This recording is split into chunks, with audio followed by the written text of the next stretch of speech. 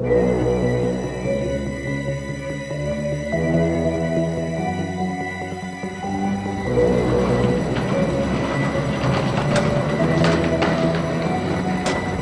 eu pego skate pra fazer um rolezinho, eu me sinto bem melhor.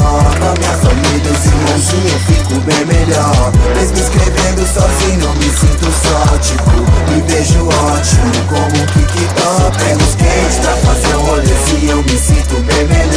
Com a minha família, os irmãozinhos, eu fico bem melhor. Mesmo escrevendo sozinho, eu me sinto só, tipo, me vejo ótimo como TikTok.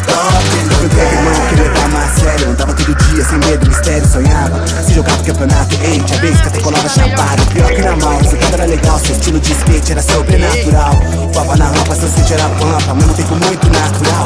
Era 20 flip no quintal, hoje é de cake no Uberal. Tá tipo capa da banca, vagaba no chão, a patroa que te engana e paga mal.